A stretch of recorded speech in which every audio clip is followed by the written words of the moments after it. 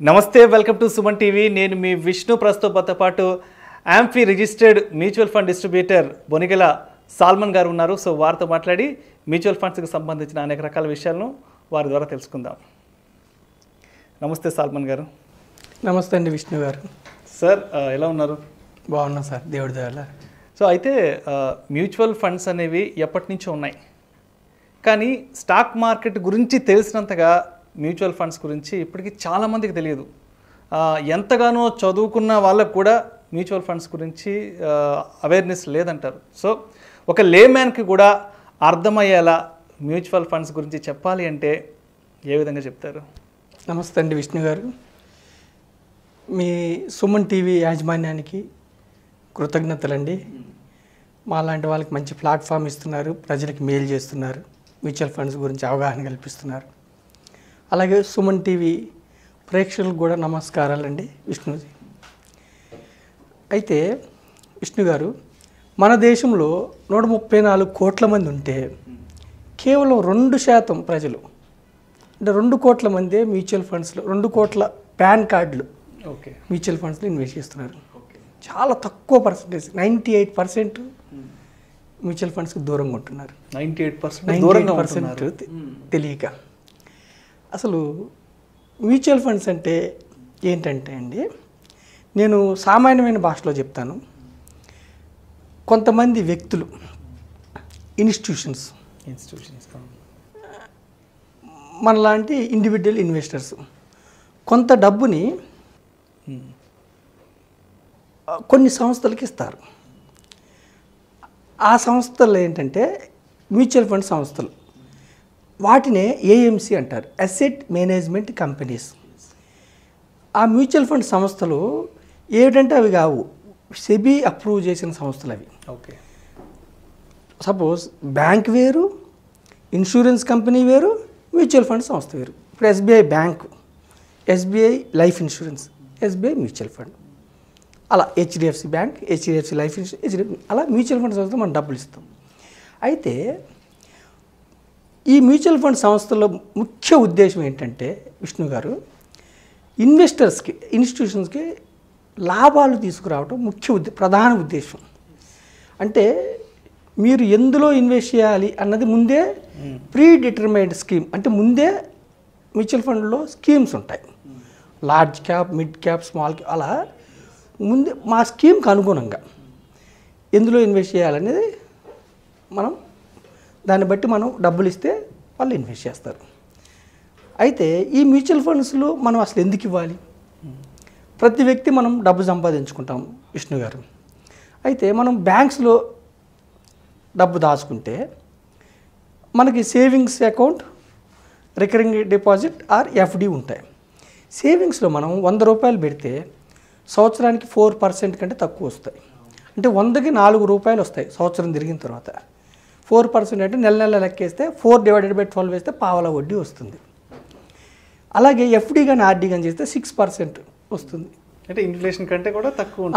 Inflation ప్రజలు తెలుసుకోవాల్సింది. Inflation అంటే ద్రవ్యోల్బణం. ప్రతి సంవత్సరం మన డబ్బు 6 to 7% ద్రవ్యోల్బణం, 5 to 6 or 6 to 7% 100 రూపాయలు నెక్స్ట్ ఇయర్కి వచ్చేవరకు 94 రూపీస్ అవుతుంది. తర్వాత సంవత్సరంలో 88 రూపీస్. అంటే మన డబ్బు విలువ తగ్గిపోతూ ఉంటుంది. అందుకే మన తాతల కాలం నాటి పావలా కూడా విలువైంది, రూపాయి కూడా. ప్రతి సంవత్సరం డబ్బు విలువ తగ్గిపోతుంది. కాబట్టి మనం ఇన్వెస్ట్ చేసే డబ్బు ఇన్ఫ్లేషన్ కంటే ఎక్కువ వచ్చే దగ్గర ఇన్వెస్ట్ చేయాలి. బ్యాంకులో మనకి జస్ట్ 4% సేవింగ్స్ వడ్డీలు వస్తుంది, ఎఫ్డిఆర్డీలో 6% వస్తుంది. కాబట్టి ఇన్ఫ్లేషన్ కూడా రాదు, కాబట్టి దానికంటే ఎక్కువ. అదే ఇన్సూరెన్స్ కంపెనీస్లో మనం ఇన్సూరెన్స్ పాలసీ తీసుకుంటే మనకి జస్ట్ 5% బోనస్ ఇస్తారు ట్రెడిషనల్ పాలసీల్లో. అది కూడా ఇన్ఫ్లేషన్ కంటే తక్కువ వస్తుంది. అంటే అక్కడ ఇన్సూరెన్స్ ఉంటుంది. ఇన్సూరెన్స్ కంపెనీలో పాలసీ తీసుకోవడం ఉద్దేశం వేరు. అక్కడ ఇన్సూరెన్స్ ఇన్ఫ్లేషన్ బీట్ చేయదు.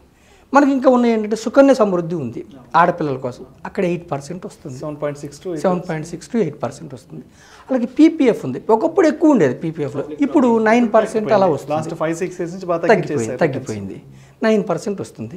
అలాగే గోల్డ్లో పెడితే, సంప్రదాయబద్ధమైన గోల్డ్లో మనం ఇన్వెస్ట్ చేస్తే గత 40 ఏళ్ళ నుంచి కన్నా తీసుకుంటే మనం యావరేజ్గా 9% వస్తుంది గోల్డ్లో. ఒక సంవత్సరం ఎక్కువ వస్తుంది, ఒక సంవత్సరం తక్కువ వస్తుంది, 9%. అయితే అసెట్ క్లాసెస్ అంటే ఒక వ్యక్తి ధనవంతుడు అవ్వాలంటే 3 అసెట్ క్లాసులు ఉన్నాయి, 2 అని చెప్పుకోవచ్చు. ఒకటి రియల్ ఎస్టేటు, రెండోది షేర్స్ అండ్ మ్యూచువల్ ఫండ్స్.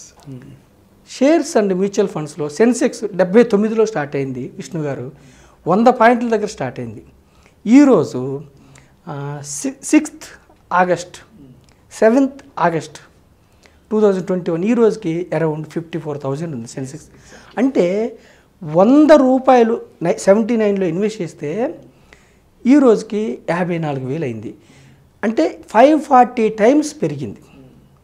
మధ్యలో ఎన్నో ఆటపోట్లు వచ్చాయి, 2002లో కానీ 2009లో కానీ 2020 కోవిడ్లో కూడా కరెక్షన్ వచ్చింది. అయినా కానీ స్టాక్ సెన్సెక్స్ గత 40 ఏళ్ళ నుంచి 16% CAGR అంటే కాంపౌండ్ యాన్యువల్ గ్రోత్ రిటర్న్ 16% వస్తే ఇన్ఫ్లేషన్ 6% పోయినా కానీ 10% మిగలటం వల్ల ఒక సామాన్య వ్యక్తి వెల్త్ క్రియేట్ చేసుకుంటాడు. 79లో ₹1,00,000 పెట్టిన వ్యక్తి 5,40,00,000 అయింది ఈరోజు సెన్సెక్స్లో.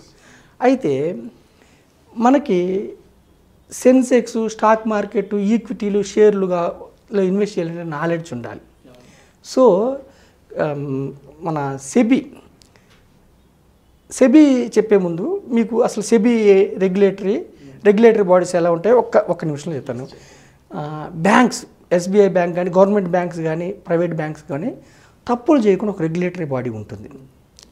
అది RBI, reserve bank of India. అందుకే మనం గవర్నమెంట్ బ్యాంక్లో దాచుకున్నా, ప్రైవేట్ బ్యాంక్లో దాచుకున్నా కానీ మనం నిశ్చింతగా ఉంటాం. కాదు ఇన్సూరెన్స్ మాత్రం 5 lakhs కానీ రిజర్వ్ బ్యాంక్ ఆఫ్ ఇండియా చూసుకుంటుంది. అలాగే ఇన్సూరెన్స్ కంపెనీ, LIC కాకుండా ఇంకా 25 ప్రైవేట్ ఇన్సూరెన్స్ కంపెనీస్ ఉన్నాయి. అవి తప్పులు చేయకుండా ఒక రెగ్యులేటరీ బాడీ ఉంటుంది. అది IRDA, insurance regulatory development authority. అలాగే ఈక్విటీస్ అంటే షేర్స్ కానీ, మ్యూచువల్ ఫండ్స్ సంస్థలు కానీ ఒక తప్పు చేయకుండా ఒక నియంత్రణ సంస్థ ఉంది. అది SEBI, securities exchange board of India. ఓకేనండి. అయితే మ్యూచువల్ ఫండ్ సంస్థలు సెబీ దగ్గర పర్మిషన్ తీసుకొని ప్రజల నుంచి, ఇన్వెస్టర్స్ నుంచి డబ్బులు తీసుకోవాలంటే సెబీ దగ్గర పర్మిషన్, సెబీ అప్రూవల్ ఇచ్చిన సంస్థలే తీసుకోవాలి. అంటే ఏ సంస్థ అంటే ఆ సంస్థ తీసుకోవడం లేదు. As on today 44 mutual fund సంస్థలు ఉన్నాయి. మ్యూచువల్ ఫండ్స్లో క్యాష్ ట్రాన్సాక్షన్స్ ఉండవు. ఎవరైనా సరే వైట్ ట్రాన్సాక్షన్స్, నో బ్లాక్ అంటే మ్యూచువల్ ఫండ్స్లో ఫ్రాడ్ జరిగే అవకాశం లేదు. ప్యూర్ చెక్ ద్వారా కానీ, ఆన్లైన్ పేమెంట్స్ కానీ. అయితే ఈ మ్యూచువల్ ఫండ్ సంస్థలు ప్రజలకి అంటే చాలామందికి ఏ షేర్లు కొనాలి, ఇప్పుడు డాక్టర్ ఉంటాడు, అతను వృత్తి డాక్టర్ కాబట్టి మెడికల్ ఎక్స్పర్ట్, లెక్చరర్ అతను ప్రొఫెషనల్ టీచింగ్లో ఎక్స్పర్ట్. అలాగే మనకి తెలియదు కాబట్టి మ్యూచువల్ ఫండ్ సంస్థలు ఏం చేస్తాయంటే మన తరపున ఒక 10 నుంచి 15 రంగాల్లో మన కోసం ప్రతి రంగంలో 3 నుంచి 4 కంపెనీలు షేర్లు కొంటారు. ఆ షేర్లకి నష్టం వచ్చినా మనకే లాభం వచ్చినా మనకి. అయితే మొదటి 2-3 సంవత్సరాలు నష్టం వచ్చే అవకాశం ఉంది. 5 సంవత్సరాల వరకు కూడా నష్టం వచ్చే అవకాశం ఉంది. తర్వాత మనకి గత చరిత్ర చూస్తే మ్యూచువల్ ఫండ్ రిటర్న్స్ 15% కంటే ఎక్కువ రిటర్న్స్ వస్తున్నాయి. 10 నుంచి 15 రంగాల్లో 30 నుంచి 40 స్టాక్స్లో ఇన్వెస్ట్ చేయడం వల్ల ఇన్వెస్టర్ రిస్క్ తగ్గిపోతుంది. మెయిన్ ఉద్దేశం మ్యూచువల్ ఫండ్స్ అంటే ఏంటంటే మీ డబ్బును తీసుకొని మీకు లాభం, వెల్త్ క్రియేట్ చేయటం ప్రధాన ఉద్దేశం. రెండో ఉద్దేశం ఏంటంటే మ్యూచువల్ ఫండ్స్ యొక్క రెండో ఉద్దేశం ఏంటంటే ఇన్ఫ్లేషన్ బీట్ చేసి రిటర్న్స్ రావటం రెండో ఉద్దేశం.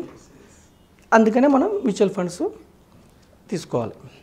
మ్యూచువల్ ఫండ్స్లో ఫ్రాడ్ అనేది ఉండదు, pure white transaction, pan link transactions. ఇంతకుముందు మైక్రోసిప్ 50,000 లోపు అయితే ప్యాన్ లేకపోయినా ఇప్పుడు ప్యాన్ మ్యాండేటరీ చేసింది సెబీ. చాలా ట్రాన్స్పరెంట్గా ఉంటుంది. మండే టు ఫ్రైడే మీకు మెసేజ్ వస్తుంది. అందుకని మనం మ్యూచువల్ ఫండ్స్ ప్రధాన ఉద్దేశం మీకు లాభం రావటం. రెండోది ఏంటంటే మనకు తెలియకపోయినా కానీ మన తరపున ఒక ప్రొఫెషనల్ ఫండ్ మేనేజర్ ఉంటాడు, అతను మనకి వెల్త్ క్రియేట్ అయ్యేలాగా చూస్తారు. ఇది మ్యూచువల్ ఫండ్ ప్రధాన ఉద్దేశం.